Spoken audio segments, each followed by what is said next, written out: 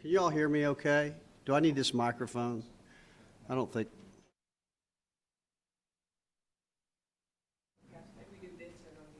Yeah, that's what we needed. For what? Oh, for that? We got 5 minutes. Guess I got outvoted. Let's go ahead and pass those out. We're going to go ahead and pass out the accident report. You all so you have it to look at. Because I'm going to refer to it.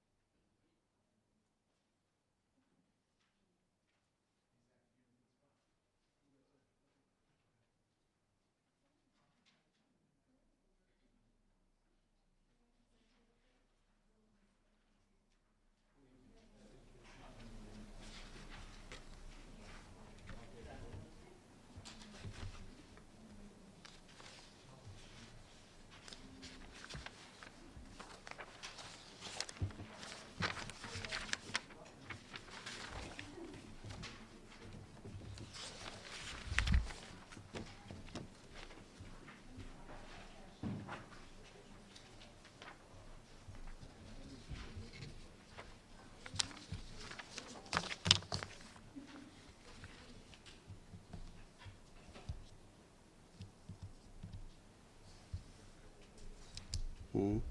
I'll just hit that button once you're ready to go. That way it turns it on.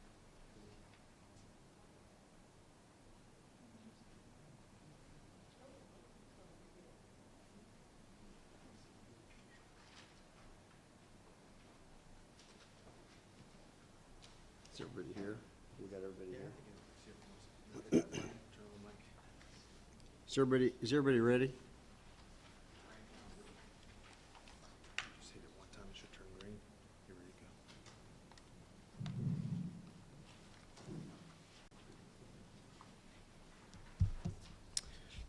to go. Ready? I want to thank everybody for coming. Chief Bill City. We wanted to have you come and release the investigative report to the accident that was involving Aubrey McClendon on March 2nd. What you've been given is a copy of that report. It's about 5-6 pages long. We'll go through a little bit of it. I'll kind of explain what the report says, and then I'll open it up for some questions in regards to that report. As I said before, this was investigated on March 2nd, shortly after 10 o'clock that morning on March 2nd. Our investigators found and identified Aubrey McClendon. He was positively identified through his dental records by the medical examiner several days after the accident. If you look at the report, I think the ones that are you'd be most interested in are probably page 4 and 5. Page 4 is kind of going to give you a narrative of what the investigators has said happened exactly, and kind of give you some feet measurements, lists the cause of the accident really was speed, excessive speed. I think the speed limit on that stretch of road is 50 miles per hour. I'll tell you, jumping ahead a little bit, that the point of impact, they've estimated at 78 miles per hour at the point of impact when his vehicle hit the bridge. The vehicle was traveling, Aubrey McClendon's vehicle was traveling northbound on Midwest Boulevard, north from 122nd. We have the data, the crash data retrieval box from the vehicle. It was intact, so they were able to get some information off of that. It basically shows 3 different things. That data box shows speed. It shows speed 5 seconds prior to the actual crash. And it showed a speed of about 88 miles per hour, 5 seconds before the crash. It shows that he went left of center, approximately 189 feet. He would start to go left of center at about 189 feet prior to that point of impact on that bridge. That'd be about 60, a little over 60 yards, 63 yards, which gives me a better reference usually. The speed, he maintained that speed. The data retrieval box showed that he maintained that speed of approximately 88, maximum of 89, between that 189 feet of crossing the center line to the point of impact. It also shows that he tapped his brakes, touched his brakes several times at some point between that 189 feet and point of impact. Now, when I say that, and you look at your diagram, it also shows track marks on your diagram. Those track marks are not skid marks. Those track marks are what you and I would not be able to normally see or detect, but a trained investigator, traffic investigator can. So don't get confused on your diagram where it says track marks as skid marks. Basically, it's just wheel marks. At some point, though, between that time of 189 feet of crossing the center line and actually hitting the wall, he did brake several times, tapped his brakes several times. It was not, the box shows that he taps his brakes, but it's not enough to really consider breakage.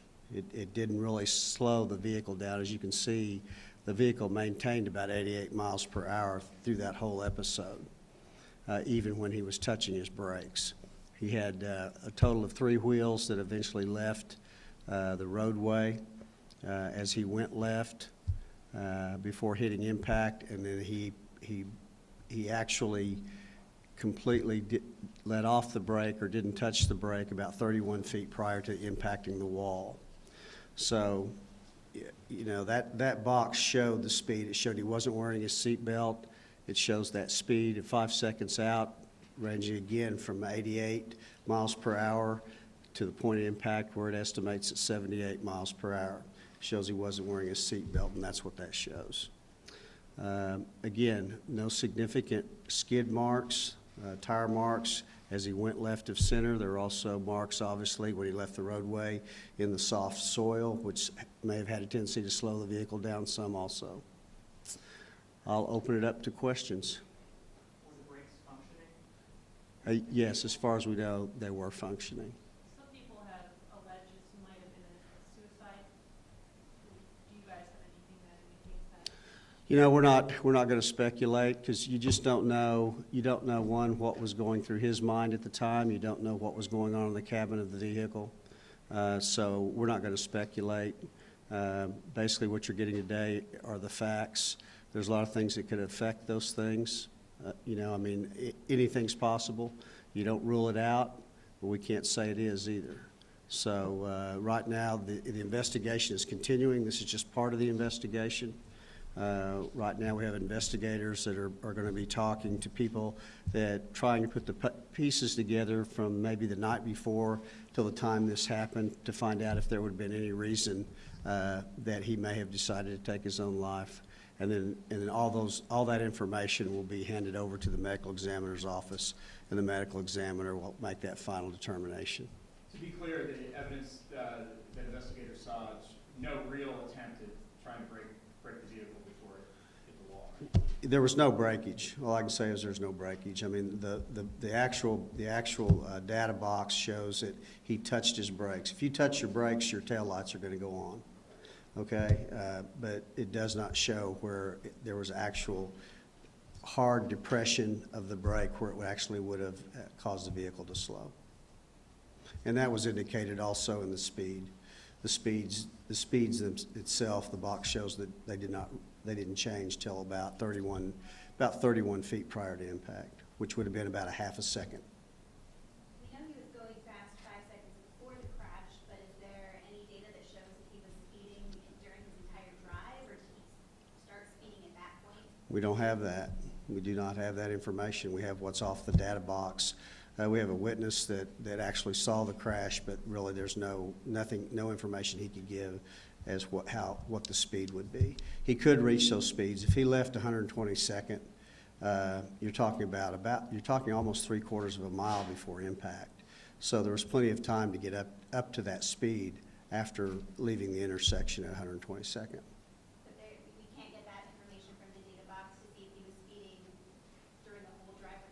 No, the data box will give you 5 seconds prior to impact. What would it indicate if someone tapped their brake? Why would somebody do that but not brake? Again, that's one of those questions I can't answer, you know, you just can't answer. Because we don't know what was going on in the cabin of that vehicle, you know, or what he was thinking or what was happening. The medical examiner stated preliminarily there doesn't appear to be any type of medical episode, but there's a lot of things that could happen in the cabin of a vehicle, so I'm not going to speculate on what that tapping of the brake means. It could mean a lot of different things. Is there any, the tire marks start a little bit higher up in the diagram from when his car first went left of center. Do the tire marks mean anything? Why were they created? What the investigators indicated on those tire marks is, it's almost like, they explained it to me, because I'm not an expert, is that when the vehicle at that speed's moving and starts moving sideways or kind of changing the lanes like that, they were able to see distinguishing tire tracks within the roadway. If you and I walked over it, we wouldn't see it. But to a trained investigator, they can see certain type of marks that would give an indication of what the path of that vehicle was. And that's what that is. Basically, those are tire marks that showed a path, no breakage, nothing like that showed any type of skids. So it's just because the tires now were moving in a different direction than the marks? That would be correct. Is there any indication he was on a cell phone?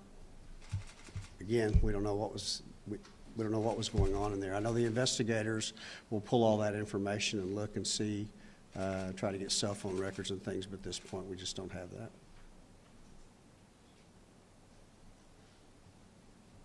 Any further? You guys know the exact numbers now, nothing really has changed since 2 weeks ago, right? This is what you guys thought you would find? Well, I mean, the details of how fast he was going, those types of things, yeah, I mean, those things have changed. You don't know those things until after you are able to pull that data and do your measurements.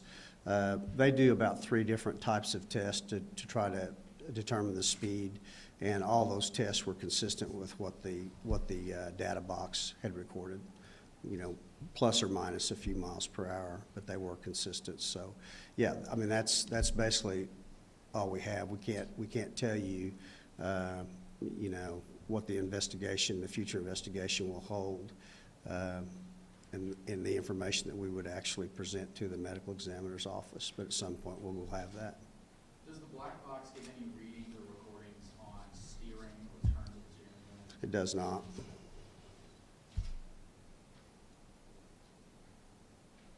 Further questions? What's next for the investigation? Well, the investigators will try to contact family members. They'll talk to people at his work. You know, they'll talk to anybody that they feel may have spoken to him. They'll look at maybe some of his phone records, some of his cell phone records, those types of things.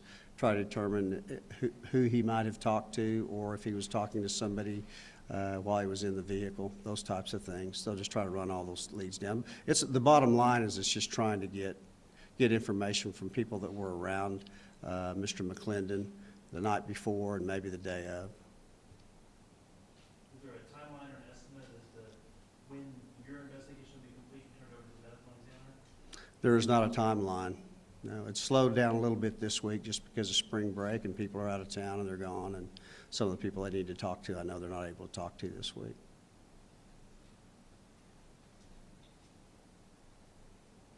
Other questions? Okay, that's it. I appreciate it very much. Thank you. Thank you. Hmm?